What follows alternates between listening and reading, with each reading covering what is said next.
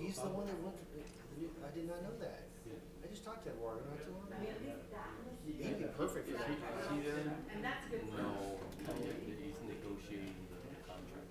Well, he'd be perfect for that. He worked for DMU. When he was at Dockside, he was like the coordinator. So I mean, he'd be the perfect person. That's good.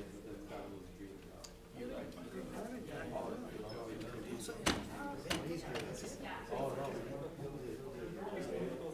That's good. That makes me happy. Well, that's how it is. Yeah, against all the people. I think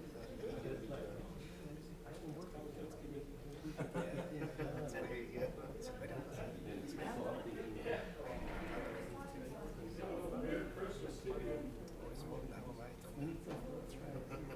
right.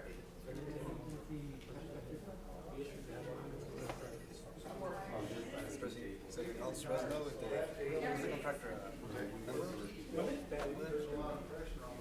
So are you working through this? I know y'all are under use. I think I'm still finish that one. I think I'm gonna finish that project. Probably by next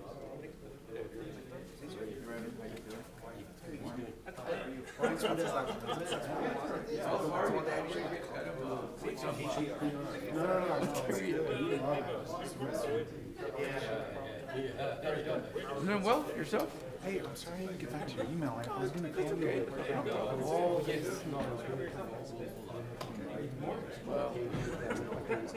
Okay, yeah, So I ended up talking to friends and getting some guidance on it. And he sent your email, so kind of made it all. We got one more for sir. No. How are you?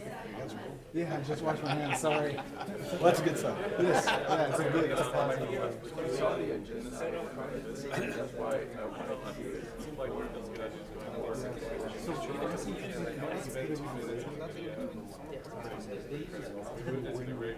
so we've got to come back. And you'll hear, we've got to come back.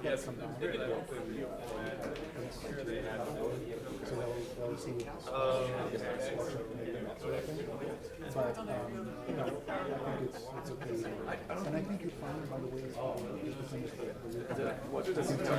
Okay, good. yeah, we don't want that kind of stuff. As long as, I'll make sure you guys make sure as well that it's clean, Randy, we were going to sell it. Where are you going to open up with? But it was just yeah, and we had a conversation. Oh, that's funny.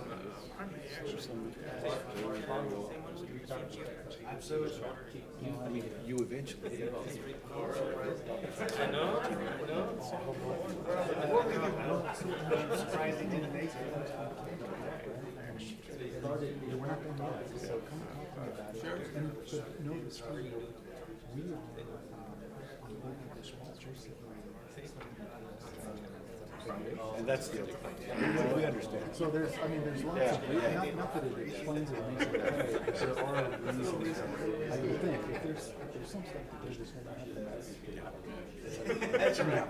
All right, we're still in for a while, so come and see me if you're. Yeah, thanks. Yeah, and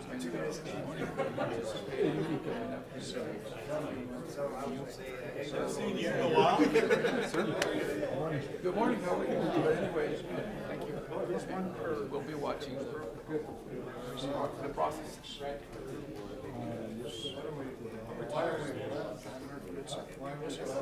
The other half of the dynamic duo.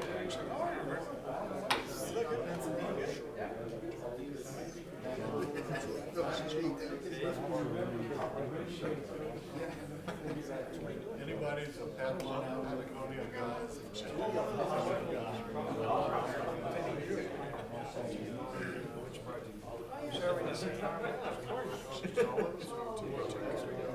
Who's that your issue? yeah, we're on. Good.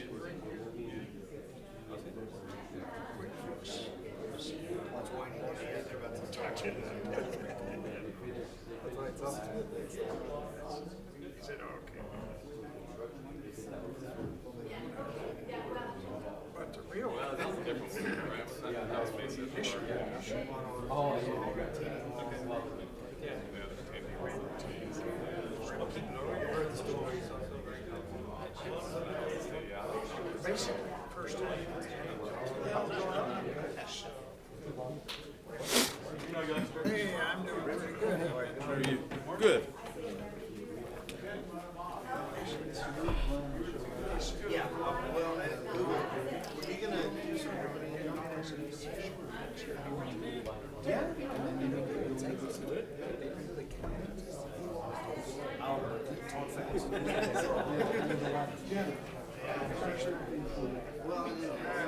nothing wrong with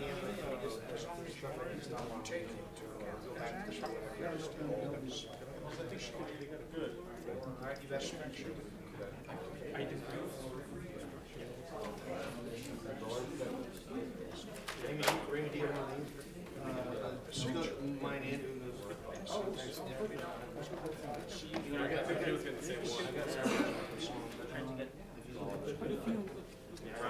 More than 10. No, I think. Thank you.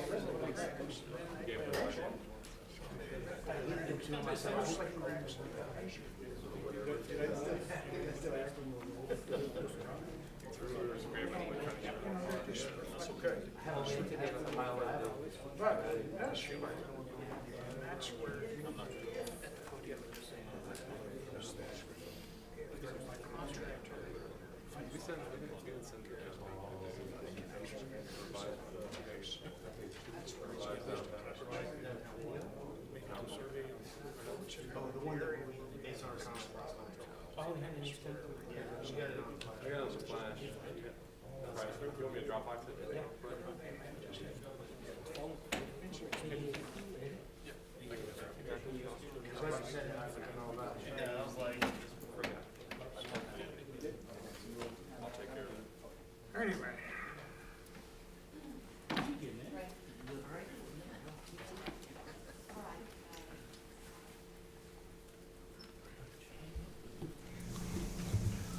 There you are now. Right, okay. Is it on? Yes. Okay, thank you. Good morning, everyone. We'd like to call the Camino Real Regional Mobility Authority Board to order this morning, February 13th, 2019 at 9 o'clock. Mr. Tejas, any public comment? No, ma'am. Okay, thank you. Well, it's great to see everyone here. A full house, I like it. Let's go to item number 2, adoption of minutes for the RMA meeting of December 12th, 2018. Move to approve. Second. Been moved and seconded. All in favor? Aye. Any opposed? Okay, item 2 approved. Thank you. Item number 3, discussion and action on the following presentations. A, Reimagine I-10 project, TxDOT, and B, RMA's financial activity for the first quarter of fiscal year 2019, presented by the City of El Paso. So let's start with the I-10.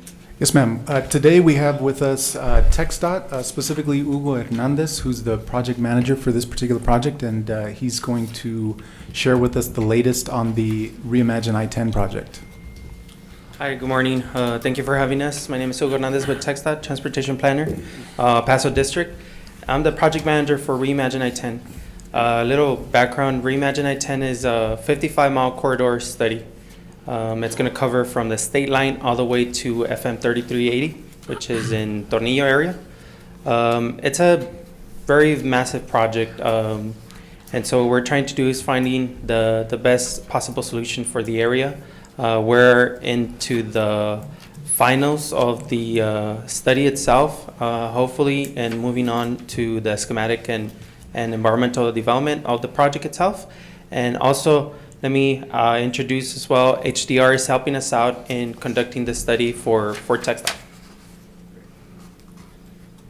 Thank you. Raymond, I don't know if the presentation's up there or not, but just, okay, great, perfect. Just a real quick run through, and I'll try to go through this quick, but if there's any questions, obviously just let me know. We're going to run through a little bit of the background of the corridor study, look at some of the recommended alternatives that we evaluated, talk a little bit about the cost breakdown, and then talk a little bit about the downtown section as well. So looking at the corridor study background, this is a 55-mile study, as Hugo said. It's unique because it encompasses 5 ports of entry, which really play a big role on I-10. It's number 3 busiest truck border, in the U.S. and the 10th largest exporter in the U.S. in 2016. So there's a lot of freight movement through here that we need to calculate, as well as the traffic. So you can see our projected volumes. We're looking at 303,000 vehicles a day in the forecast year, which is 2042. So that's a significant amount of traffic that is projected through here. In 2042, we're looking at average travel speeds, if we don't do anything, in the segment 2, which is the downtown segment, of 28 miles per hour as the average speed during the peak period. So this is something that we need to address. And before I go too much further, I also wanted to talk about that it's a 55-mile corridor study that we've broken up into 4 main sections. Segment 1 is what we call the Northern Gateway that goes from the state line down to Executive Center Boulevard.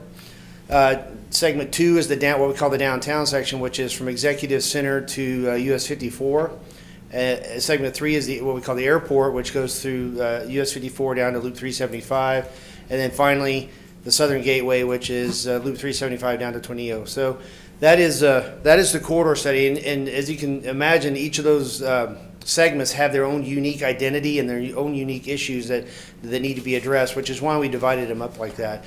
We started this feasibility study looking at 6 main goals and objectives that we wanted to capture: mobility and circulation, the environmental, making sure we're minimizing impacts to the environment. We also wanted to consider a multimodal component of it because we know that it can't all be on the freeway. We need to look at a multimodal component.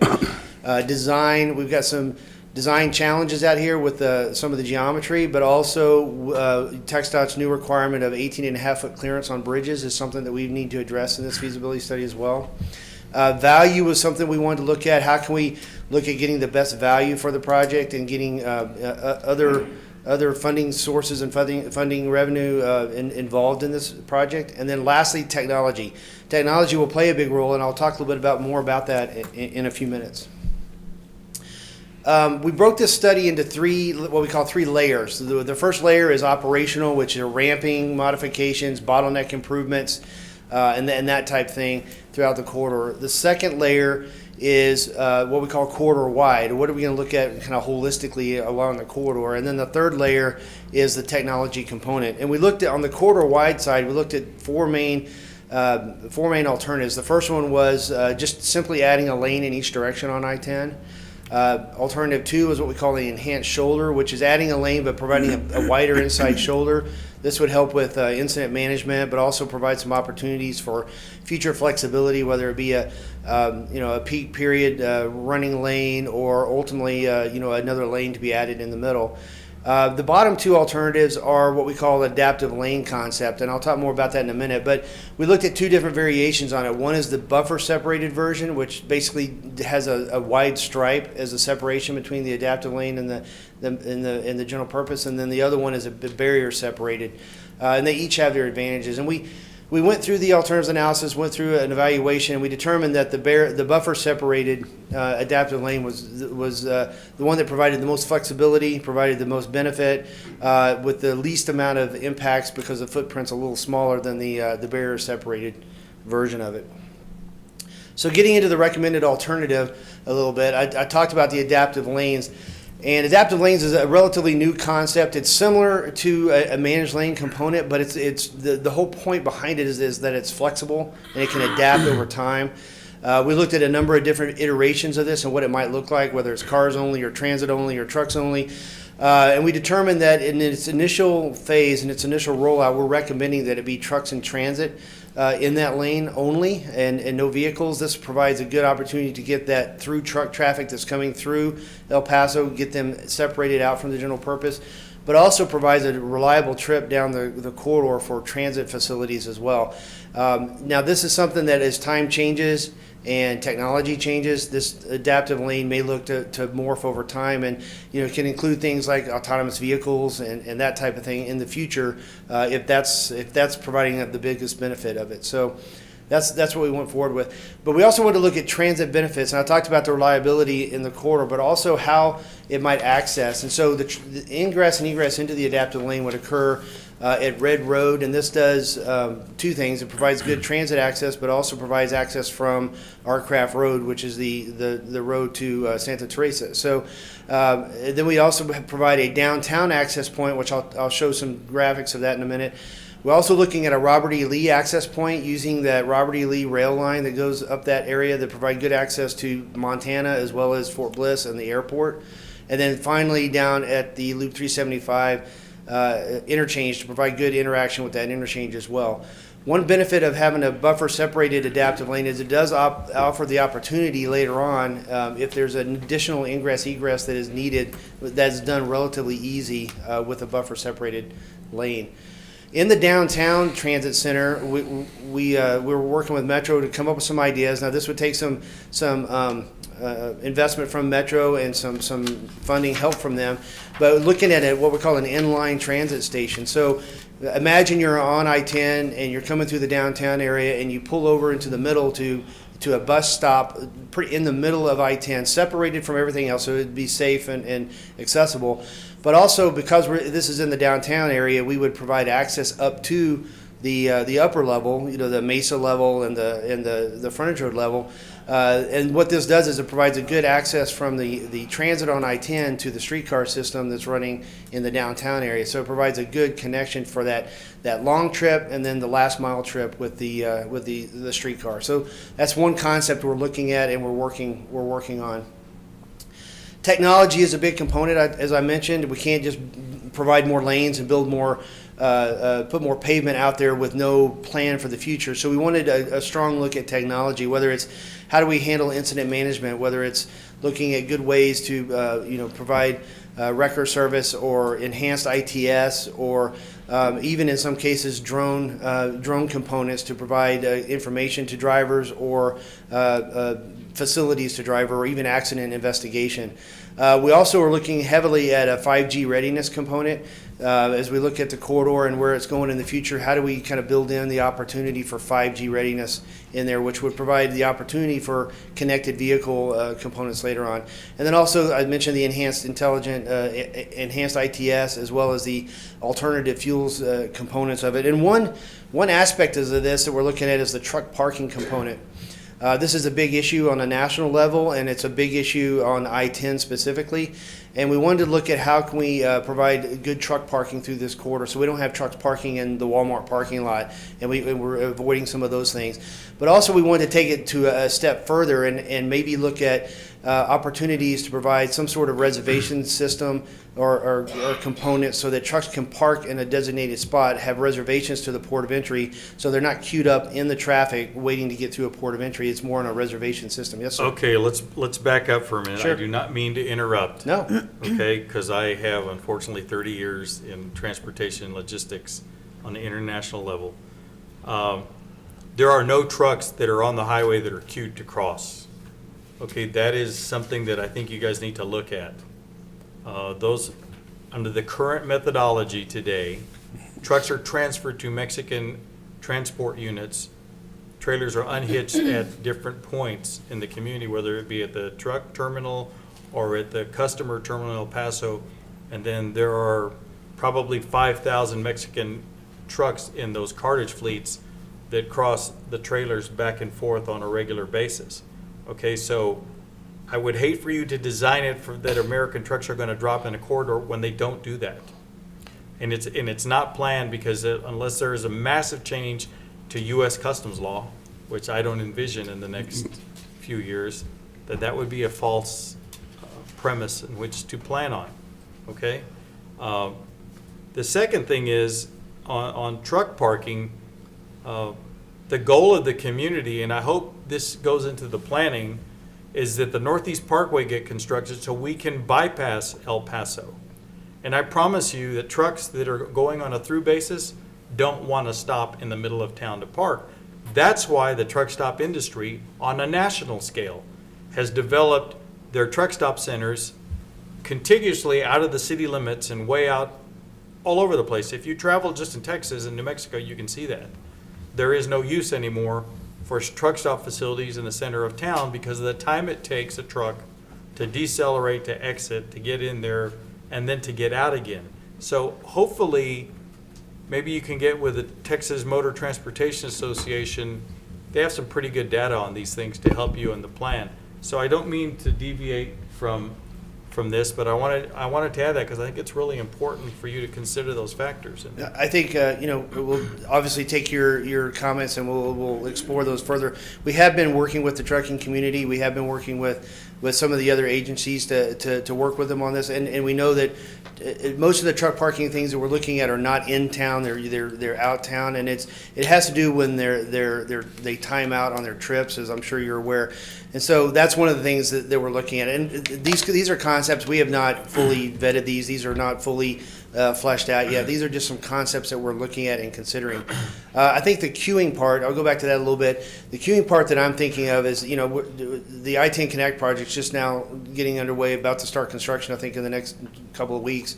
And one of the big things we had there was trucks queued up on Paisano, trucks queued up on I-110. And those are the types of queuing components that I'm talking about, Okay. and that we can look at how we can incorporate those into the study. So Okay. that's what we're talking about. But I appreciate the comments, and we'll definitely take those and go forward with those. So. Thank you.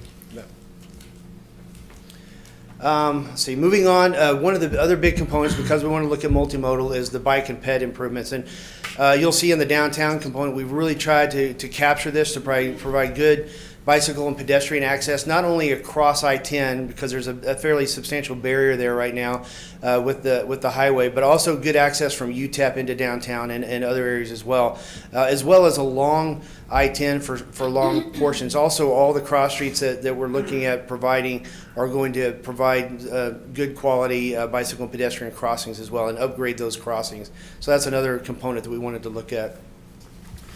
At those intersections, because the congestion is significant throughout the corridor, we're looking at a number of different ways to handle traffic at some of the key intersections, and we're having to look at some innovative intersection ideas.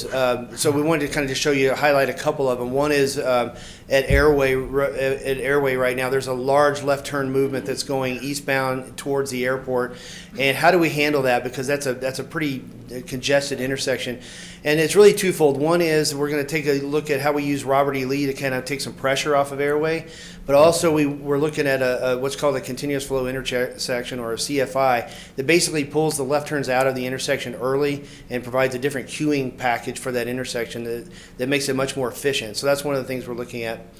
We're looking at a single point urban interchange alternative, and we're looking at these at Hawkins and Zaragoza right now because the congestion is so significant in the design year. And we're looking at, these are very efficient intersections because they remove several of the signal cycles, and it also takes the frontage roads and provides a bypass frontage road so that if you're going through on the frontage road, you don't have to go through the signal. So it makes a very efficient type of intersection. And then lastly is the diverging diamond, and y'all are probably familiar with these because there's one over at Spur 601 and Loop 375 right now.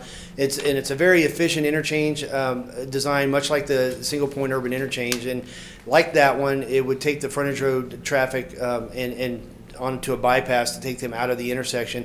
But once again, a very efficient intersection type. And we're looking at that at East Lake and Horizon down on the south end of the project.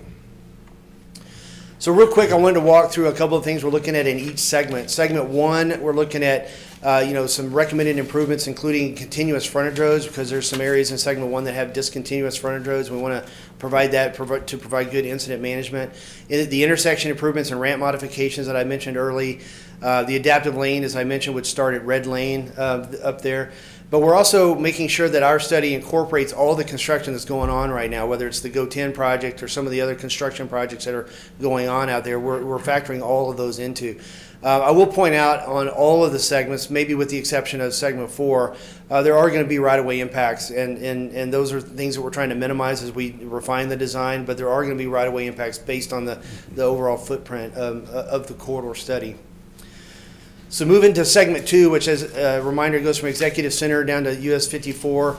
Once again, we're looking at continuous frontage roads. One area in particular is between Executive Center and Schuster Road. Right now, there's no frontage roads that are going through there, and we're going to look at how ways to get frontage roads through those areas. And probably the tightest area on the entire corridor is right there in that area.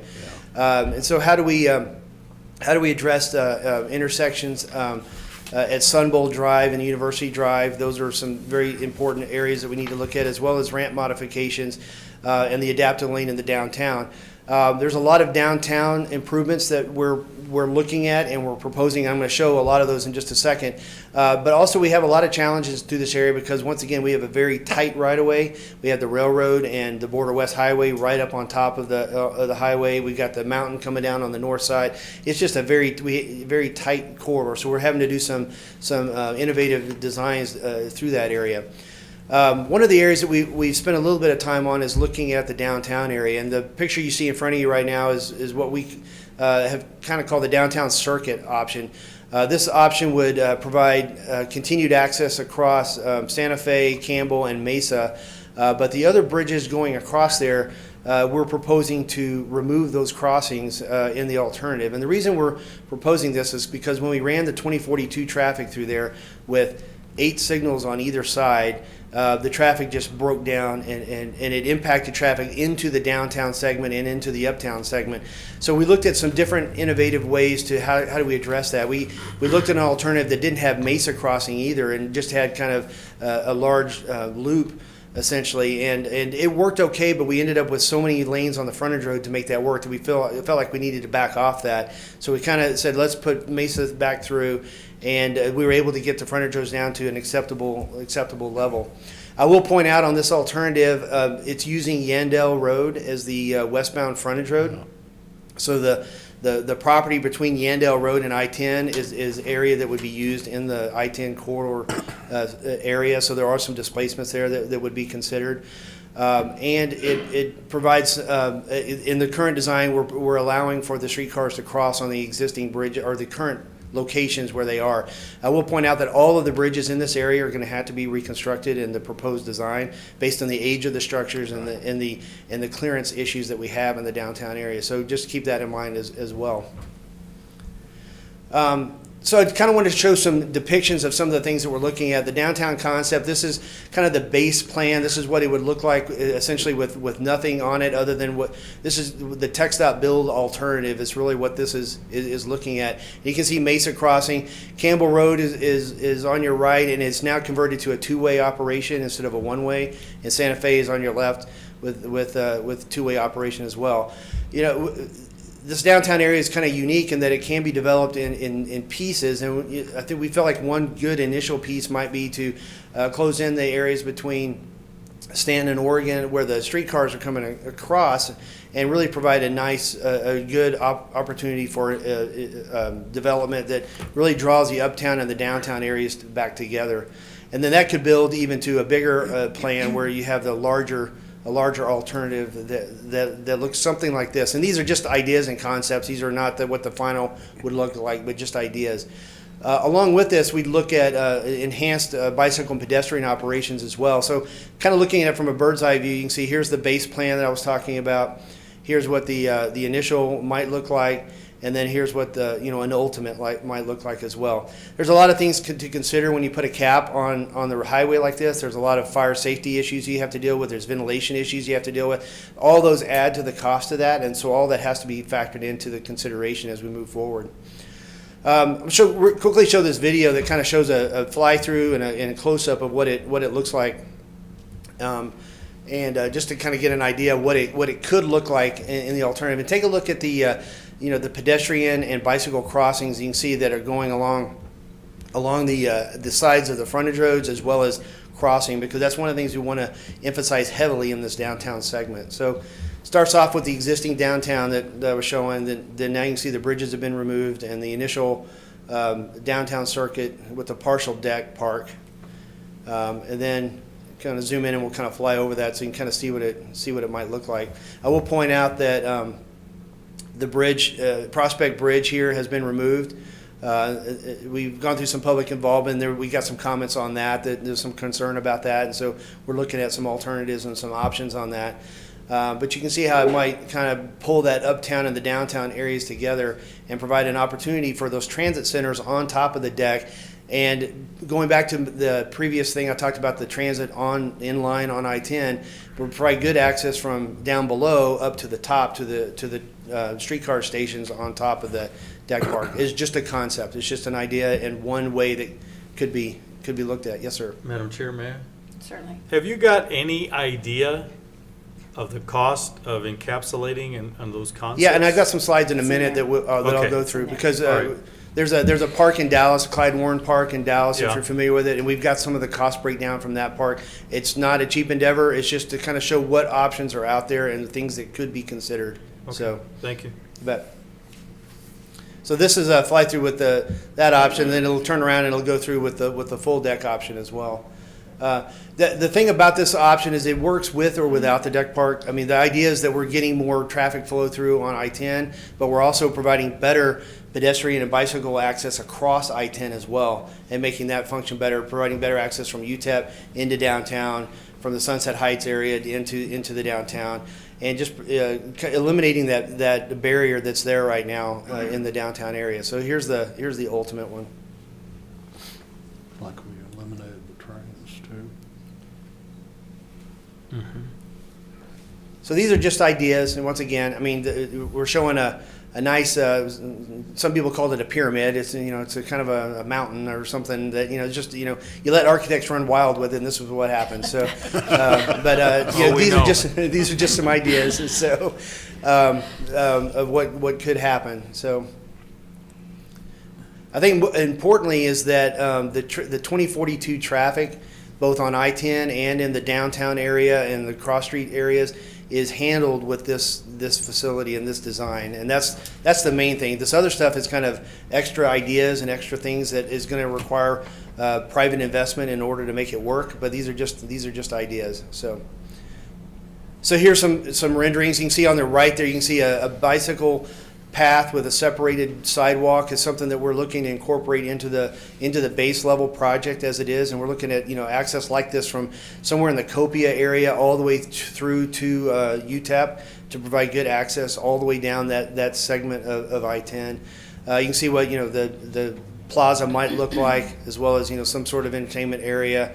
It's kind of the fountains on steroids a little bit. It's kind of a big version of that, and it's it's kind of a good opportunity. So we just wanted to show that to you, and then I'll go on to segment 3. And segment 3 is from US 54 down to Loop 375. It includes probably the most congested area in the corridor, and probably the most ramp density in the entire corridor. There are ramps everywhere down there. So one of the things we had to look at is how do we consolidate ramps in that area without impacting businesses and without overloading intersections. And that's one of the things we looked at very closely. And so we walked through those interchanges. I will point out Yarborough, we're looking at a potential 3-level intersection there.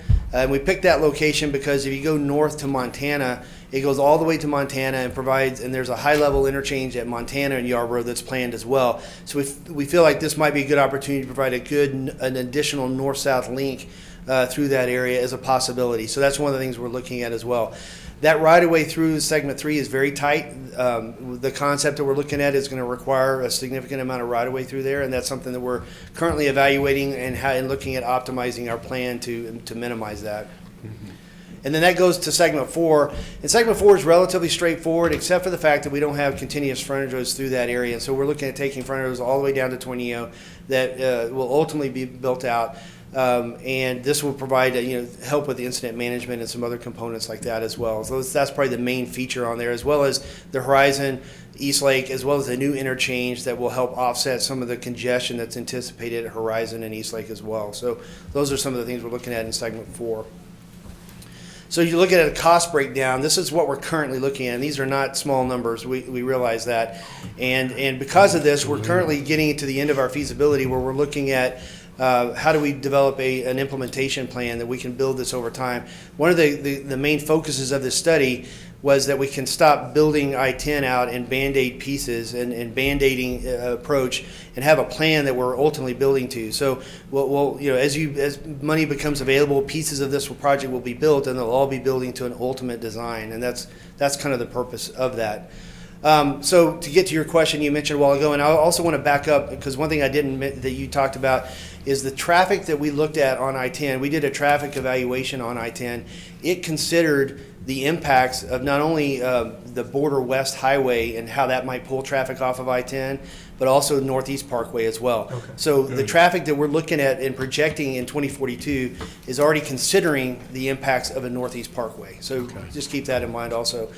The preliminary cost breakdown on segment 2, you can see it's a little over $1 billion is what we're looking at as far as the main construction. And then the bottom part of it, the part in red, is the additional downtown construction. So there's additional structure that's needed to beef up the opportunities for the deck, as well as what we call a basic park amenities package. And you can see that the downtown deck park in the neighborhood of $160 million is kind of what the ballpark is right now. Now, that's based on a number of different assumptions. The amenities package could be, much greater, it could be much less, it just depends on a number of things. And that's actually what happened with the Clyde Warren Park. And I wanted to kind of talk about that because it started off relatively small, but then it gained a lot of momentum after it got going. In fact, now they're looking at doing the next phase of it, and I want to talk about that in a second as well. And you can see the Clyde Warren Park, it was $106 million based on the types of amenities they had. I will point out that the deck park that I showed in that video with the full one is 2.5 times the size of Clyde Warren Park. So it's substantially larger than Clyde Warren Park. Southern Gateway is another one that's currently underway in Dallas, south of Dallas, and that's slightly less because of the size and the amenity package that they looked at as well.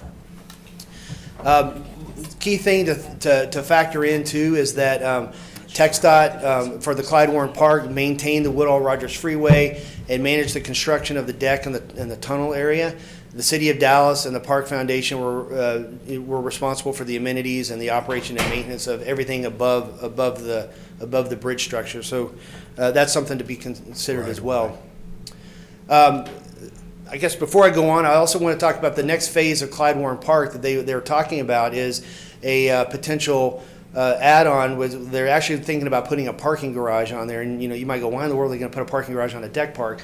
Well, it's actually got some value to it because not only and we heard this in our last public meetings we heard too, how are people going to get to the park? Where are they going to go? And we talked about you can use the light rail, you can use a streetcar, you can use park in surface lots, or you can use bike into it. A parking garage does a couple of things for Clyde Warren is that it provides parking, obviously, but it also provides a revenue stream to help offset operation and maintenance costs. And that's one of the key reasons why they're doing that parking garage is to do that. So that's something to think about and factor in. As Ugo said, we're right at the end of our study as far as developing. Now we're going to be developing the implementation plan. So we kind of got the general footprint of what we're proposing, and now we're going to look at how we can break this up into pieces and develop that plan. And then that's going to kick us off into the next phase of project development, which is the schematic and environmental phase. And we're looking at doing that for just the segment 2 or the downtown portion from the Executive Center to 54. And we're looking at starting in the next 2 to 3 months, and sometime in the spring or 2020 we'll be ready to look at our 60% where we need to have funding beginning to be identified and developed, and then ultimately have to go through an environmental impact statement. So it's going to take till we're projecting the summer of 2023 before we get through that process. So there is a process that we have to follow, and that's kind of the track that we're on. So. With that, that's kind of the end of what I had to say. I will pop this screen up. We have a lot of information online. I think, Ray, you passed out those business cards. On that business card, it actually has a link to the website, and I would encourage you to get on the website and look around. There's a lot of materials, including the last round of public meetings that we just had. There's a virtual public meeting on there. You can see all the displays. You can see everything that we had, and it also provides an interactive map where you can provide comments as well. So we'd encourage you to do that. And with that, if there's any questions, I'll be happy to answer. Madam Chair? Questions? I Mr. have Wardy? one question, and I have not looked at the website, so I hope, unfortunately, I live in one of the segments, and I know they're all a priority, and I'm not asking for that. It's a great presentation. I'm real concerned, I know TxDOT is, about aircraft interchange with I-10. With a massive development on a very quick basis in the last 24 months, that interchange and the aircraft interchange is at gridlock. Well, I know that TxDOT has a project that's currently, I don't know if you want to talk about that. They have a project that's currently going on that is looking at grade separating some of the, adding direct connectors from aircraft to I-10. And when I mentioned segment 1 that we'd be incorporating all that construction, that was one of the projects that we wanted to incorporate. So we want to be able to take traffic from Aircraft Road, trucks coming from Santa Teresa, accessing I-10, but have room to get into that adaptive lane that I talked about. So that's one of the considerations we had, but I don't know, you want to talk about Yes. that? So Aircraft I was also a project manager for a feasibility study that happened a while back. And it was one of the alternatives, have direct connectors, basically another spaghetti bowl on that area, enhancing, of course, the intersection itself and the main lanes on I-10. And it's going to provide a lot of mobility from the state line all the way to I-10, and even from the other side of the state line, the north end, to if I remember correctly, the Red Road intersection. So that's another project into the development phase, and it should kick also pretty soon.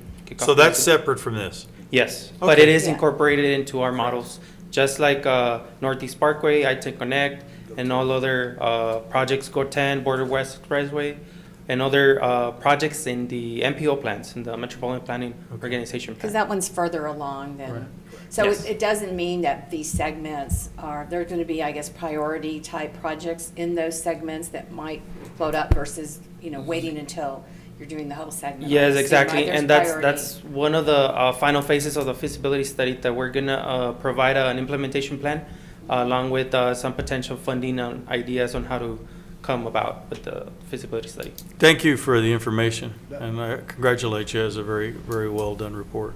Great. If there are any other questions, please let Questions, us know. comments? Mr. Smith? I never heard much talk about the integration regionally of what the plans are with New Mexico and some of all that. As you know, the Northeast Parkway, part of that comes in, goes through New Mexico and connects with I-10 at 404. New Mexico has some designs that are talking about taking some of the traffic coming out of Santa Teresa and moving it on a bypass to get around and get away from that Artcraft road congestion and that type of thing, but I never heard the word of integrated with the plans in New Mexico anyway in your presentation. Well, we have stakeholder meetings that take place prior to every public meeting we've had. We've had 4 or 5 stakeholder meetings. The New Mexico DOT is a part of that stakeholder group, so they have been plugged in from the beginning on that. And as I mentioned too, we when we did our traffic analysis, we considered all of the planned or under construction projects that were out there right now, and that included Northeast Parkway. That included some of the other plans that you mentioned, as well as the Border West that Hugo was talking about. So we tried to incorporate all of that stuff in there to make sure that we were considering, had a clear picture of what the overall landscape was looking like out there. So. Well, I might add, with the charter of the RMA and our ability to look regionally at everything, we were not constrained by the state lines and that type of thing, so. Correct. So I think. I would like to add as well that something very important that the feasibility studies taking place is that we take the MPO model as a base. And what I mean is a transportation model, which covers, the MPO covers Doña Ana County and some other areas in New Mexico. So all those are integrated into all of our studies. And therefore, all the traffic, all the impacts that come into the Texas side, and even the cross-border movements are incorporated into our studies. So definitely all those impacts are incorporated as much as possible. And there's also an I-10 coalition that is through New Mexico all the way through Texas as well, and we've coordinated with them multiple times as well to make sure we're in line with what they're thinking on the overall I-10 corridor also. So You might include that as part of your presentation. Okay. when you talk. appreciate that. Thank you. Any other questions or comments? Thank you very Thank you. much. You bet. Great presentation. Let's go to our next item, financial. Good morning, Robert Studer, Director of Finance, Camino Real RMA. Here with us today is Charlie Lino, the Assistant Comptroller with the City of El Paso. You may remember Charlie from October when he presented preliminary fourth quarter numbers to the board. Today he's going to present on the first 3 months of the city's fiscal year, which the RMA follows, which are September, October, and November. This presentation would have been brought to you in January had we had that board meeting. We are going to try and be consistent and do October, January, April, and July going forward. So this does only contain 3 months. I do want to mention that we were making changes this morning. I spoke with Charlie and Pat Degman, the comptroller. We're going to look at trying to reclassify some things and include different categories so that's a little bit more useful for you going forward. We have a meeting tomorrow to discuss that. That way you guys can see a little bit more of the detail that makes up these statements by project, hopefully on the financial statements. With that, I'll turn it over to Mr. Lino. Thank you for allowing me to be here again. What I wanted to express first is, last time that we talked, we said we wanted to get a more concise format and that we'd put some type of a narrative. What you have before you today, next time you'll have it electronically, it'll look good, is a transmittal letter that I'll send to you that's going to just annotate a few of the items within the financial statements, and nothing that you all should not be aware of, but just to put a few bullet points out there so that you can specifically identify them, or you can ask me or Robert to point them out within the financial statements, so it's a little clearer for those of you that don't have financial statement reading ability, because they can be difficult sometimes. With that being said, you all have this transmittal letter in front of you. A few of the items that we put together, and I mean, we meet with Robert and Raymond at least once a month, just so that you all are aware, we being the city, to make sure that everybody's on the same page, as well as with their consultants, because we want to make sure we have transparency across the board. The building and improvements changed from the last time that we looked at, and that's due to that one-time issue where TxDOT said that the Chavez toll booth equipment was not RMA's, it was actually theirs, so it was taken off the books by the auditors, and that's reflected in these statements. The balance in the construction in progress is that's still sitting there, relates to strictly, almost entirely, the streetcar. Long-term loans, there was a debt payment, as you all should have seen in September, or you were made aware of in September, for SIB 1. There's a defeasance that occurred that you all approved in November, but due to the timing of us closing our monthly records, it won't be reflected until the second quarter statement, and you'll see it in December. As I said last time, with the financial cycle, there's going to be peaks and valleys, so if you're trying to find out any consistency in these statements, you're not going to see it. It's not going to happen. And we also separated out the bike share fund into its own separate fund group, so it should help out. Now, let me move over to the statements themselves. So if I can jump in on that point about the bike share. So originally the bike share was kind of considered a project the way that most of the RMA's work are, in that it spans a couple of years. We use the city's all years funds for capital projects, so you don't have to re-budget every single year. However, now it's just operating. It's not capital intensive, it's just an operating. So we took it out of an all years fund and are moving it into its own annual fund that will just show its revenue expenditures. One thing you won't see reflected here is the available cash that we need to move over. It's sitting in our agency fund still, and I'm working on a reconciliation to move that money that belongs to the bike share into the bike share fund on paper, and then also the bike share bank account that the city keeps for the RMA. Is the bike share expenses broken out? I- You've got the revenue broken out, but We've broken both the revenue and the expense out into a separate fund. It's not going to be reflected in these summarized statements, but we do have it as a separate entity by itself.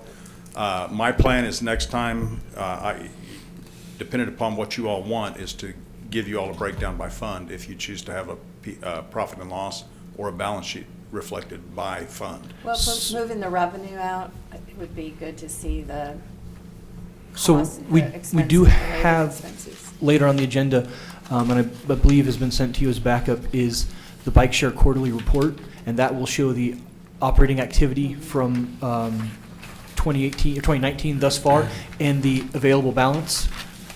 So we do have that, and we are tracking that, and you'll receive that, but it's not been completed in the financial system just yet. Thank you.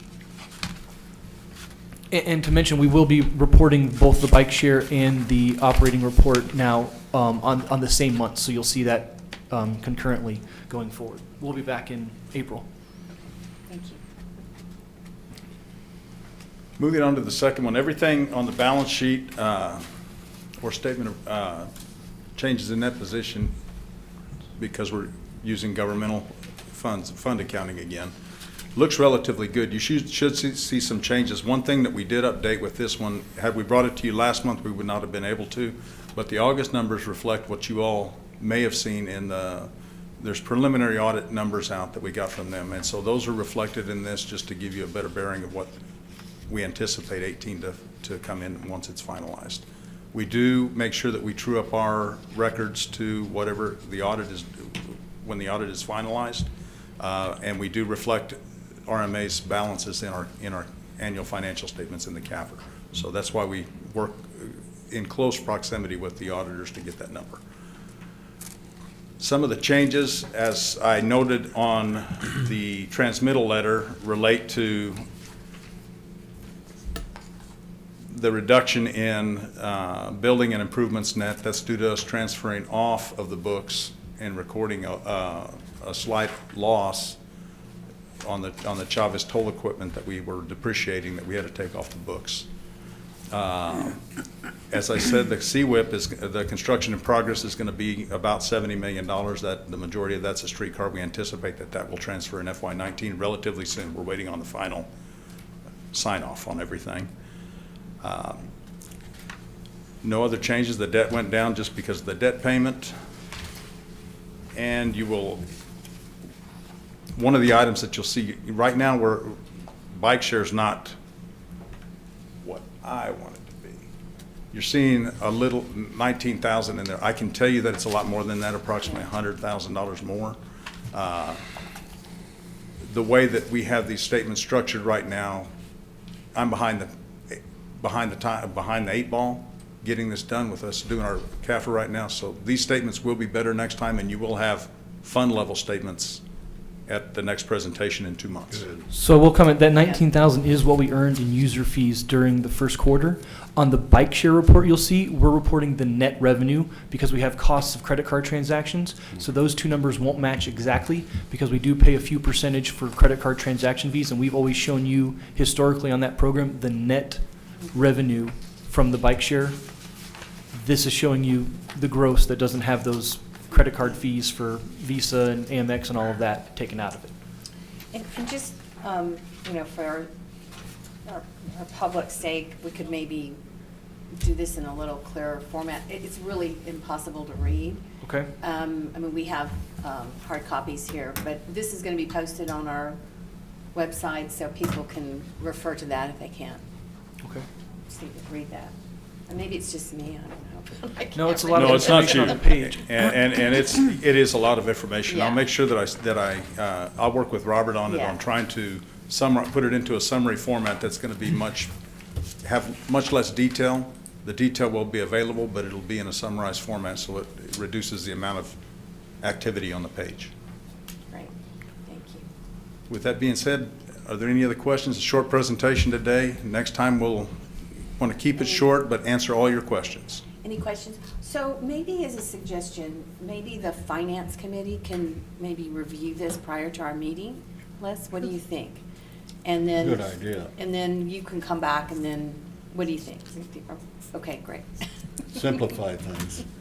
Please. And when do you all meet, just so that I can make sure that that I'm available, since we're putting this together? We'll schedule it. Yeah. Okay. We'll work with At you. least, and I mean, honestly, a week before would be great. I can tell you that we've had changes in personnel, so that's why I took care of it this time, and I'm not proud of what I'm giving you, but the numbers are good. That I can tell you. Format, I don't like. Okay, great. Well, we appreciate your effort, Mr. Neiman. Madam Chair. Mr. Niemer. I have a question on the statement of revenues. Yes, sir. Under non-operating revenues, you show other revenues. Can you explain what that would be? Let me see if I have the detail here, and I'll give it to you. Yes, sir. Okay.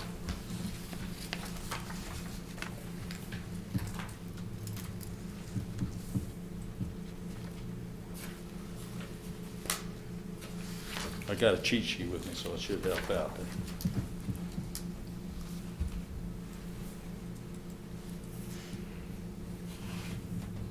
Other revenues that are down there, the majority of them are inter-fund transfers, normally transfers to, for instance, some of that was related to transfers of equipment between the RMA and the city.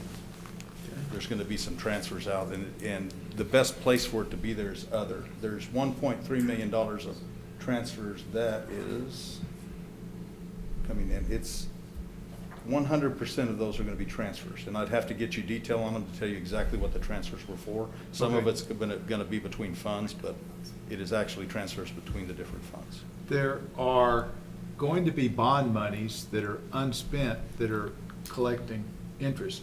Yes, sir. Where would that appear on this? That's where you're going to see there should be an interest revenue line.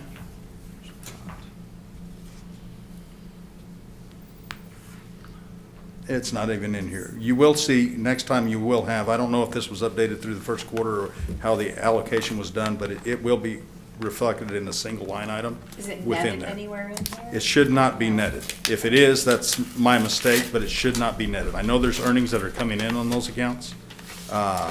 Sometimes because most of that bond money is going to be in trustee accounts, the city doesn't get it until after we close the period, so we're not picking that up for either 30 or 60 days subsequent to the month end.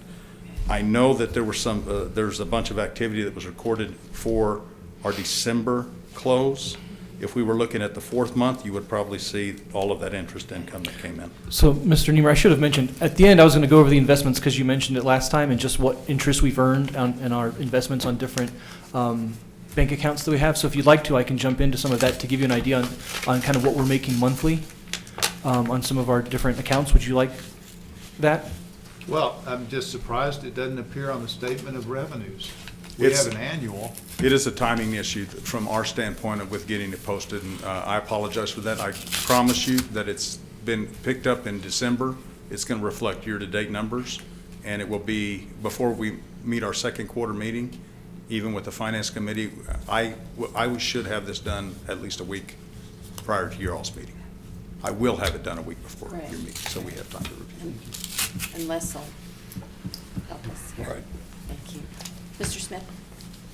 I thought that when we talked the last time you reported, sir, that following the bubble on some of these things is a little hard, and I thought we talked about maybe using the note reference, going back to an explanation of some of these different lines. Is that still in the mix, or is that in the too hard to do box? No, it's still in the mix, and what I'd like to do is I'd like to incorporate that into the transmittal letter and maybe just possibly number them and then have a reference in the statement so that you see exactly where I'm making that commentary towards, so it makes more sense. So I will make sure that I annotate the transmittal cover letter to the statement so that you can see exactly where that comment is coming from. That would be very helpful. Are footnotes okay? Footnotes are great as long as they're referenced to line items. Sure. I think, right. Yeah. Okay, very Thank- good. Any thank other you very questions? much. Thank Mr. you. Lino? I appreciate your all's time. We're getting there. Step We by are. step, It's we're slow- getting it's there. slower So than I thank like, you. I promise Thank you you. for your effort. Thank you. Appreciate it. Okay, let's go, do we need to take action on anything? No, right? Okay, so let's go to item number, do you want to talk about the investments? Did you want to? Can real quickly if you'd like to. So, we're working on negotiating with the city on our agreement with them so that they can invest funds on our behalf. In the interim, they have set up bank accounts that earn interest. Our agency fund is earning about $2,500 a month in interest. Our SIB bank account that we have with the city is earning about $14,000 a month in interest.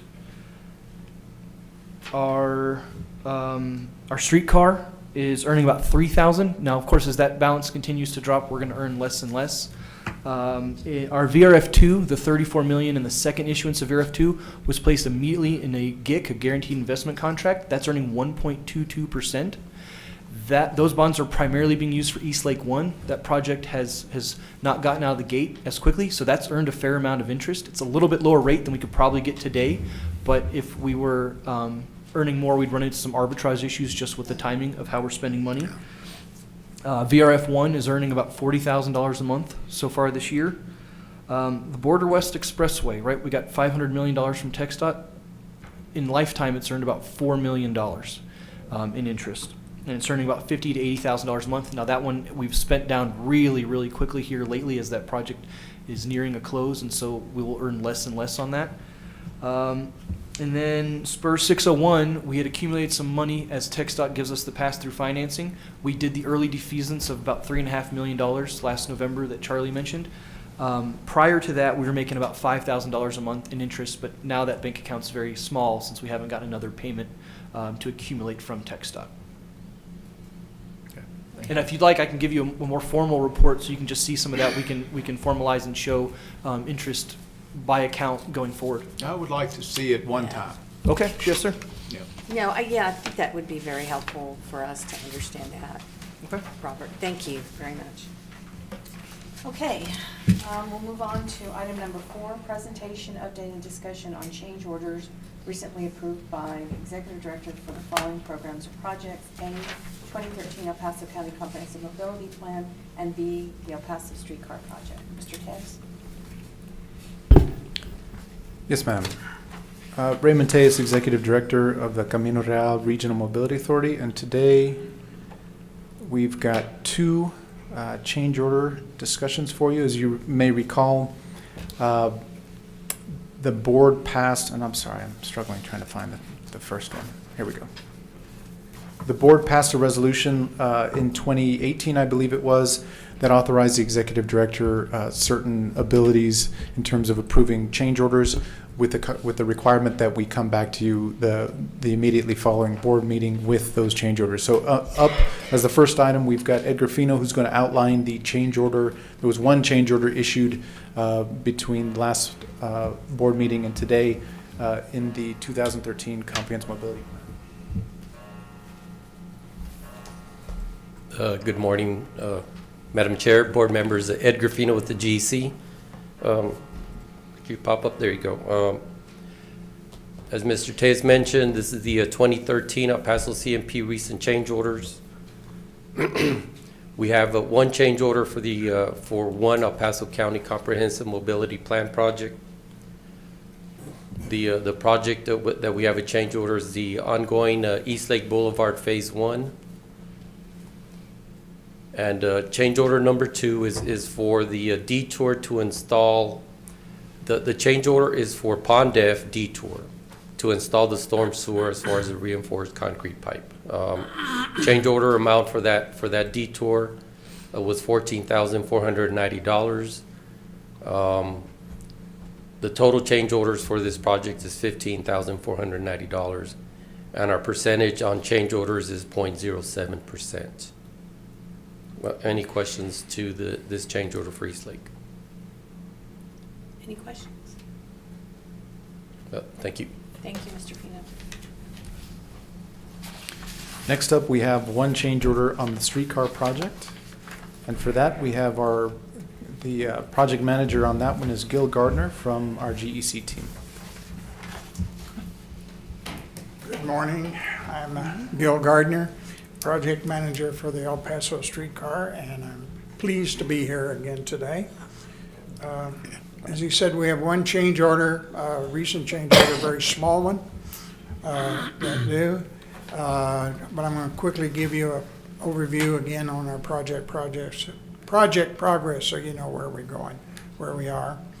Right now, we're 100% complete, basically, on everything, except for the vehicles. The vehicles are 95% complete.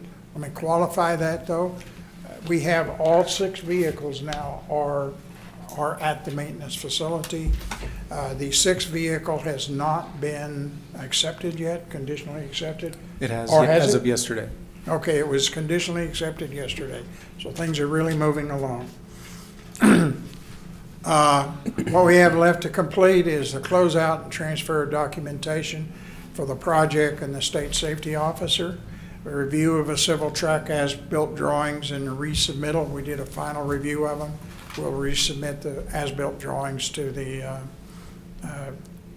Sun Metro, so they'll have the documentation. ADA certification, we completed the final changes on that. That's done. Julie Hirata is out of the country right now. She'll be back next week. As soon as she's back, her and I'll get together and we'll get a certification on the ADA. And we're currently working with Sun Metro. They have a wish list of final owner-initiated change orders. We're working with Sun Metro to try to identify what we can perhaps fund, and we'll be coming into future on that. The punch list. Pardon? Can you talk about the punch lists? Yeah, the punch list. Yeah. Oh, yeah, the punch list. We completed the punch list item. In fact, I just got notification for the contractor. I'll be meeting with the city tomorrow morning. We're going out on a site visit. We'll look at all the punch list items, get a sign off on that, and also on El Paso Water Utilities on their storm drains. So essentially, the project is complete. I'm just doing the paperwork right now. Now, as part of that paperwork, we have a little change order that we brought for some total of $1,953. This is change order 51. It was OCS damage that occurred last year during the Neon Desert Festival. They were having such a great time there that the driver of the forklift had that forklift way high, hit the OCS wire, and it detached the wire from the cantilever and kinked the wire. Fortunately, the contractor was able to repair it, keep testing and training, and keep everything on schedule. And this is to reimburse the contractor for the emergency repair. I apologize profusely for waiting this long to bring it. We tried to collect or have the contractor collect from the Neon Desert people that put it together, and frankly, we're not able to do so. We'll take responsibility for that. But if I but could we do have interject, to pay the contractor. sorry, let me interject there. Yeah. We are collecting from the are we? Neon Desert folks, so we're working on that now. This is simply a cleanup item to actually pay the contractor for the work, and then we're going to receive reimbursement from the Neon Desert folks. That's done? That's in process. So the work is done, and this authorizes us to pay the contractor, and we'll seek the reimbursement thereafter.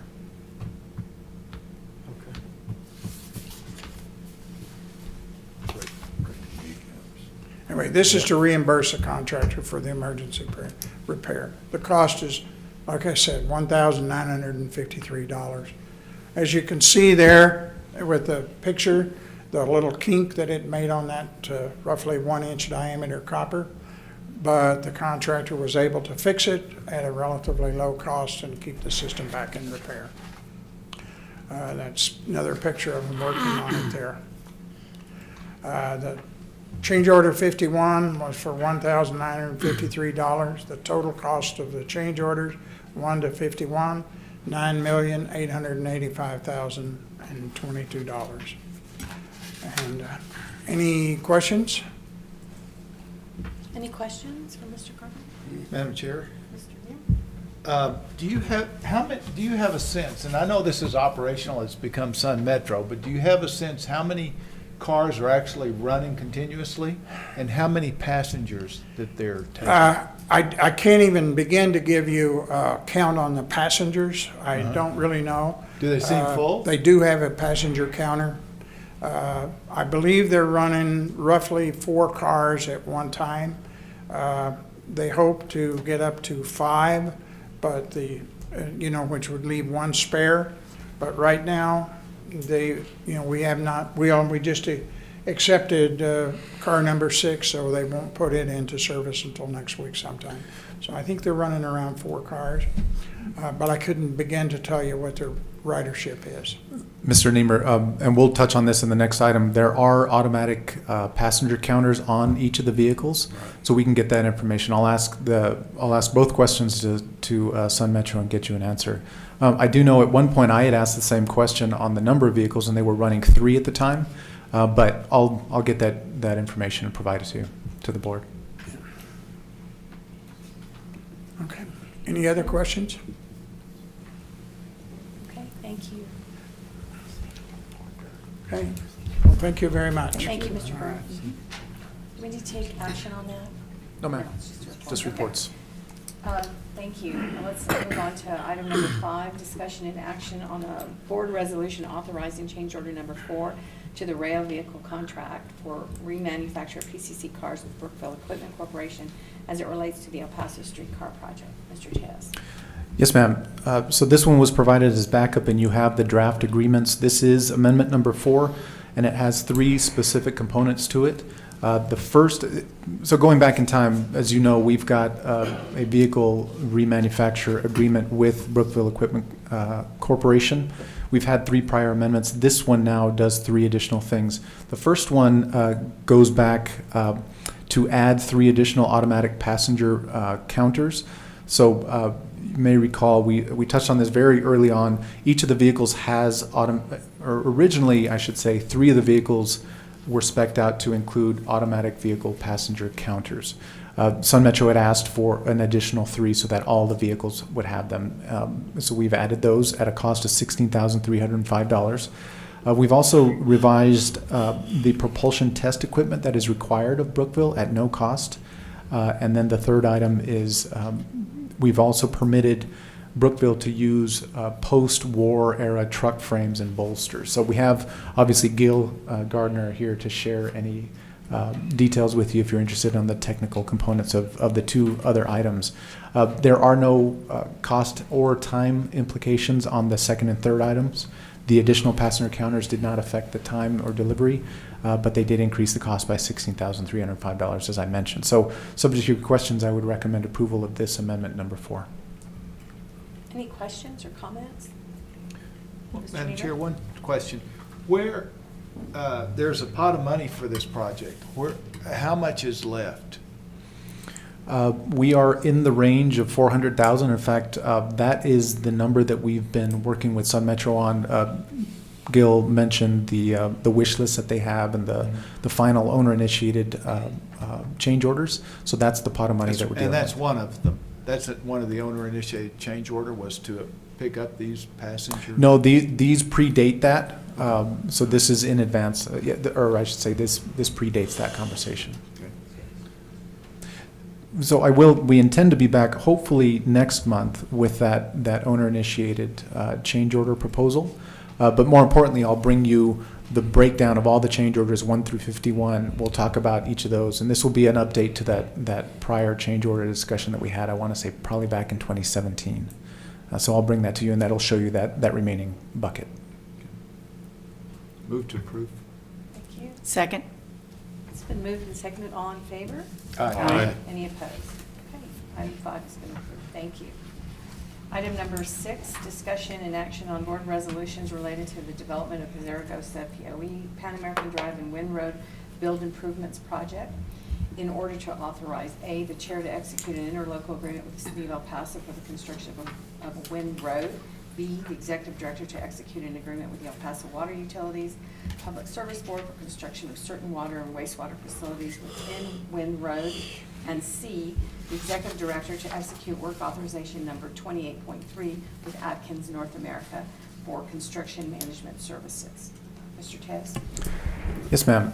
So you may recall back in November of 2018, I came to you all with the completion of the construction procurement process. The construction contract was awarded to J.D. Abrams, and in that same agenda, you also authorized the execution of a design services during construction amendment with the designer. At that time, I also mentioned that there were several things left to do, and those are the 3 that you see before you today. So the first one is an interlocal with the city of El Paso. That interlocal authorizes, actually grants the match component for the completion of this project. So when you take a step back and look at this project, it's being funded by 2 main sources. One is federal through the MPO, and of course, all federal funds require a local match. The city of El Paso, as this is their project that we are assisting with, they are providing the local match, and that local match is approximately 7.4% of the total project cost. So that's where you see the funding amounts in the interlocal under item 6A. 6B then is an interlocal, or I should say an agreement with El Paso Water Utilities Public Service Board. This is required because the water utility, since as we are going into that area to develop Wind Road on behalf of the city, the water utility has certain improvements that they would like added while we are in there, in the area, rather than coming in after the fact and undoing what we had just done. So you see before you as that agreement, the funding for our contractor to complete the water and wastewater work on behalf of El Paso Water Utilities. Of note, that this agreement has actually already been approved by the PSB. So that is the water under 6B, and then under 6C then is the standard work authorization that we issue to our general engineering consultant to handle the construction management services. And you have that before you as backup. So subject to your questions, I would recommend approval of all 3 items. Questions? Move to approve. Second. It's been moved and seconded. All in favor? Aye. Any opposed? Okay, item item 6A, B, and C have been approved. Item number 7, discussion and action on the board resolution authorizing the RMA board chair to execute an interlocal agreement with the County of El Paso for the provision of additional accounting and reporting services related to the oversight and management of the VRF bond program. Mr. Tess. Yes, ma'am. This one you may remember, actually. This one came to the board back in August of 2018. At that time, we had worked out an agreement. In fact, actually, let me take it back a step to provide some context. So as you know, we have partnered with the County of El Paso on their vehicle registration fee program. In that program, they have assigned their optional vehicle registration fee revenues to the Regional Mobility Authority, and we have used that pledge to issue 2 separate bond issuances, VRF1 and VRF2. Through various discussions with the county over the past couple of years, they have asked for additional accounting and reporting services back to them, and we are offering to provide those additional services to them through our outside CPA firm, which is Peña Briones. The county, this agreement then memorializes that relationship. Now, I mentioned this has been before you back on August 8th, 2018. It was approved by the board. However, after that date, we went back and worked through the exhibit a bit more. So as you will have seen under the backup, you have the agreement itself, and then you've got 2 sheets at the back end, which identify the original exhibit and the original scope of services. So it has changed a bit. Frankly, it's probably overkill that I'm bringing it back to you, but I want to make sure that you see everything that is being approved here. For the most part, the scope has generally stayed the same. It's been tightened up. And it has a lot more detail in this version than what was approved back in August of 2018. This item has also been approved by the Commissioners Court already, so subject to your questions, I would recommend approval of this item. Incidentally, I didn't mention this, but the cost for the additional accounting and reporting services is being paid for by the county. Any questions or comments? Move to approve. Second. It's been moved and seconded. All in favor? Aye. Any opposed? Okay, thank you. Item number 7 has been approved. We'll move on to item number 8, discussion and action on board resolutions related to the development of a procurement to select 1 or more professional engineering services firms for indefinite deliverable contracts, which would authorize A, chair to execute an interlocal agreement with the County of El Paso for required funding, and B, the executive director to execute work authorization number 33 with Atkins North America for development of the procurement documents. Mr. Tess? Yes, ma'am. At the outset for this item and the next one, we do have a representative from El Paso County here if you have any questions. But this one, I think, is a good item because it further illustrates our great working relationship with El Paso County. El Paso County is interested in developing various projects, including the item following this one, and are seeking certain engineering services from us. We mentioned to them, of course, as you may recall, we had what we refer to generally as indefinite deliverables contracts, which in effect serves as an on-call sort of an approach. So what we do is we go out with a single procurement, seeking multiple professional engineering firms to select. We'll select, last round we selected 4. We anticipate probably the same this time. We'll select and basically pre-approve and enter into 4 different agreements with engineering firms. Then when our engineering services requirements come up, we can then rotate through the firms that we have on call. So that's what the indefinite deliverables contract process, that's how that works. What you see is item number 8 then is the County of El Paso providing funding for us to complete that procurement process. And that's what that interlocal is before you under item 8A. Item 8B then is a work authorization that we are seeking to enter into with the general engineering consultant team, and they will develop the documents necessary for the procurement process. So a sample project, the associated procurement documents as well. I will mention, though, that, and this is an important note, the procurement parameters will come back to the board. So this is not the issuance of the procurement. This is the paperwork necessary to begin the procurement process, but I will be back before you once we begin developing these documents to identify the proposed scoring criteria, the selection committee, and those things that you may recall from our prior procurements that the board actually directs. So that will come back to you when we are ready to actually issue the procurement. But subject to your questions, I would recommend approval of items 8A and B. Any questions about the process or? Move to approve. Thank you. Second. It's been moved and seconded. All in favor? Aye. Any opposed? Okay, thank you. Item number 9, discussion and action on board resolutions related to design services required for the El Paso County Master Thoroughfare Plan Project in order to authorize A, the chair to execute an interlocal agreement with the County of El Paso for the required funding, and B, the executive director to execute work authorization number 32 with Atkins North America for development of the project. Mr. Tess? Yes, ma'am. This is one of the projects that the county is very interested in pursuing, developing a transportation plan, which would, in essence, evaluate current and projected needs in order for the county of El Paso to prioritize their future transportation projects.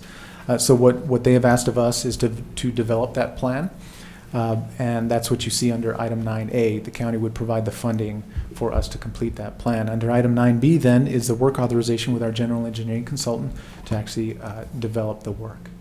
So subject to your questions, I would recommend approval of items 9A and B. And as I mentioned, we do have a representative from the county should you have any questions. This is a great, these steps, I mean, really says our relationship, the strength of our relationship with the county. So I think these are real positive developments. Yes, ma'am. I agree. You might want to make comments. Good morning, Chair. Members, Sal Alonso from El Paso County Public Works Department. I oversee the transportation projects for the county, and I would like to echo that I think the partnership that we have with the CRRMA and their staff and with the board is just speaks highly. We've gone through approximately 9+ big roadway projects. All of are either under design or under construction or already open to the public. So this is just continuing the relationship we have with the CRRMA and the board. So we recommend approval, and thank you. Thank you. Any comments? Move to approve. Second. It's been moved and seconded. All in favor? Aye. Okay. Any Thank you. opposed? Thank you. Thank you. Okay. Item number 10, discussion and action on board resolutions authorizing the executive director to execute the following amendments to work authorization number 2 with AECOM for the State Loop 375 Frontage Road Ramps Project. A, amendment number 2 for additional design services required by TxDOT, and B, amendment number 3 for design services during construction requested by TxDOT. Mr. Tess. Yes, ma'am. This one, it's been a while since we've been to the board with this particular project, and it is very complex. So I thought I'd share a very brief PowerPoint presentation for these two items. So by way of background, I wanted to remind the board and the public how we got here. Quite some time ago, I want to say it was probably 2013, TxDOT authorized funding for the Regional Mobility Authority to begin the preliminary engineering and the environmental services necessary for what was then known as the Americas Managed Lanes Project. In effect, that was the project that was extending the Cesar Chavez Express toll lanes from where it ends near Zaragoza all the way up to, and in fact, at one point it was beyond the I-10 Loop 375 interchange. So that was funding that was granted to us strictly for the preliminary engineering and environmental services, which would then lead into the design documents, which are commonly referred to as the PS&E. Lots of changes along the way. Of course, Chavez tolls were removed. There were reconsiderations from TxDOT on whether adding lanes to the center of this section of 375 was enough. They eventually expanded the scope significantly. So the Americas Managed Lanes project, in effect, morphed into adding lanes to the center without tolls, adding frontage roads and braided ramps to the outsides, and significant improvements as well. So that original Americas Managed Lanes preliminary engineering and environmental document scope has increased significantly.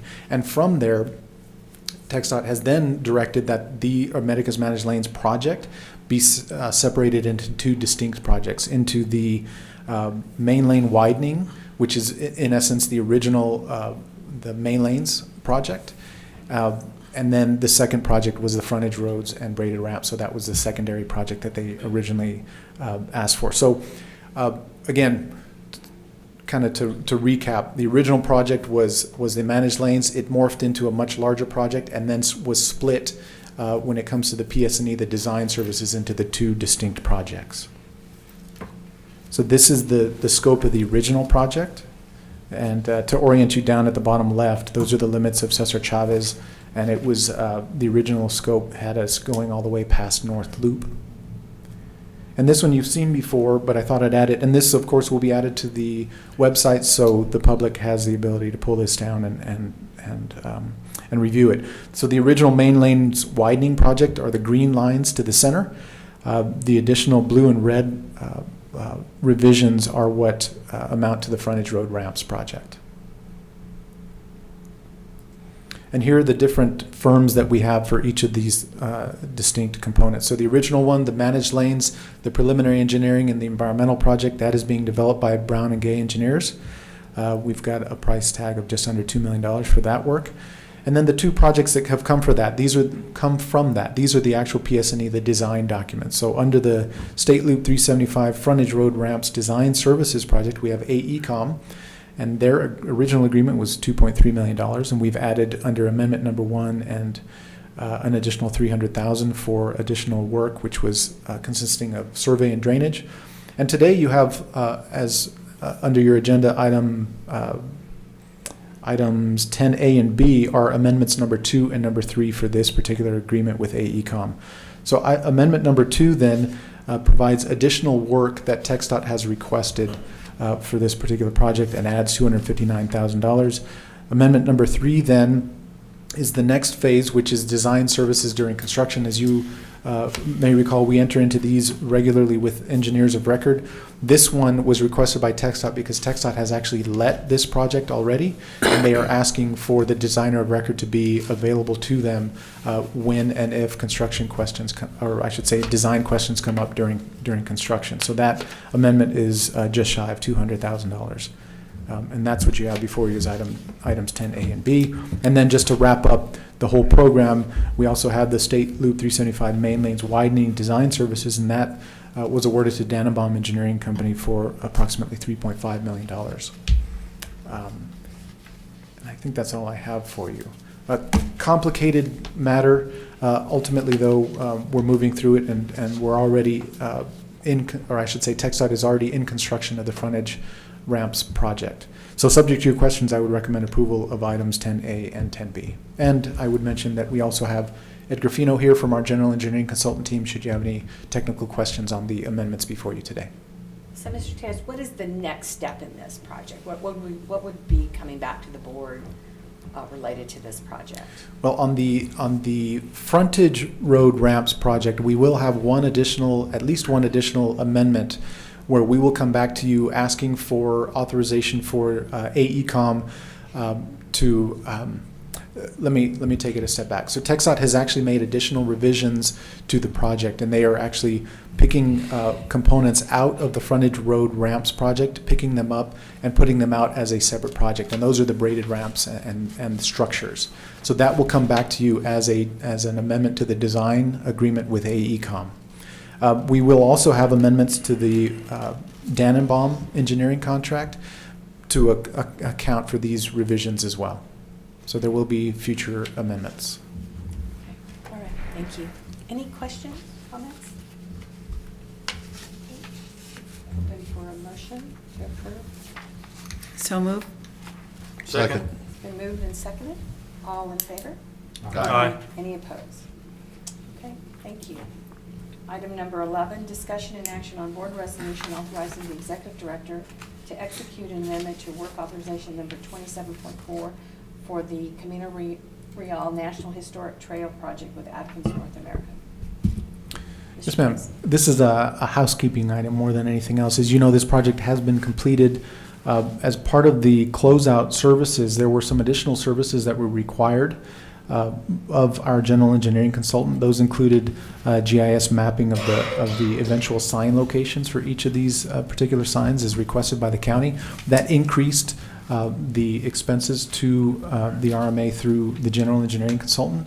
So when we went back to develop this amendment to our work authorization, we realized also that there was a discrepancy between the agreement language on page 1 and page 1 of the exhibit that identifies the expenditures. There was a discrepancy in the amounts. So this does two things. It one, adds the additional funds that are necessary to for the closeout activities, the additional closeout activities that were added, and then it also corrects errors in the original work authorization. So subject to your questions on this one, I would recommend approval as well. Move to approve. Second. Been moved and seconded. All in favor? Aye. Any opposed? Okay, thank you. We'll move on to 12, update, discussion, and action on the Executive Director's Report. A, 2019 Texas Transportation Forum. B, El Paso Legislative Delegation Meetings. C, fiscal year 2018 Annual Audit Status. And D, quarterly reports from the Sun Cycle and GEC use of local resources. Mr. Tez. Yes, ma'am. I'll be very brief on each of these items. I wanted to let you know that, as with most years, I attended the Transportation Forum, which is a conference held each year by TxDOT in the early part of the year. This year, I brought Robert with me, and I think it was very successful. I ended up introducing Robert to many of our consultants and contractors, and I think he got a feel for the Texas landscape in terms of construction contracts. So I think it was very successful for us while we were there. Under item 12B, I went back to Austin as well. As you know, we're now in the legislative session. I went back to meet with each of our delegation members, and this year, I think, or this session was particularly important because it's the first year without State Representative Pickett. So I made some time to meet with each of our delegation members. So I met with all of them with the exception of Representative Gonzalez, who was unavailable at the time, but I did meet with her chief of staff. So we've made those initial contacts. We've shared all of our contact information. I took with me Brian O'Reilly from our Locklord firm, as they're very familiar with all of our transportation activities. And in fact, they've had several of our delegation members have had subsequent conversations with Brian about the landscape and that sort of thing. So I think it was a very productive meeting with them. So that was under B. Under item C, we are moving forward with our annual audit, and I'm hopeful to bring that to you next month. We, in fact, have a draft of the financial statement, so we're working through that now, and it's been a huge help having Robert kind of lead that effort. So that's been a really positive change this year. And then lastly, the quarterly reports. As Robert touched on earlier, we have 3 quarterly reports that are scheduled for each January.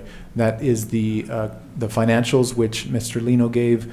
It's the Sun Cycle report, which in effect is a financial report, and also the GEC's use of local resources. Because we missed our January agenda, I've added those as backup to you. You each have these paper reports, and I just want to make sure that you have them available. They will be added to the website as well, so the public will be able to pull those down. So that's all I have for you. Subject to your questions, we have no action on this particular item. Any questions, comments? Okay. Let's move on to item number 13, discussion and action on the election of RMA officers. Mr. Tez. As you know, each year in February, we're required by our bylaws to hold an election for officers. So that's what you have before you. I've included as part of the backup the applicable provisions of the bylaws. We have several positions to fill. We've got the vice chair, the treasurer, the secretary, and the alternate secretary. And those 4 positions are up for either reappointment or replacement, subject to your desires as a board. I'd like to move that we keep our officers, reappoint. I agree. Second. It's been moved and seconded. All in favor? Aye. Thank you. Okay, That's a if there's real no road, further business. We'll have a motion to adjourn. So moved. Second. All in favor? Aye. Any opposed? Okay, thank you. So the Camino Real February 13th, 2019 at 10:27. Thank you, everybody. It's great to see everybody. When is our next meeting?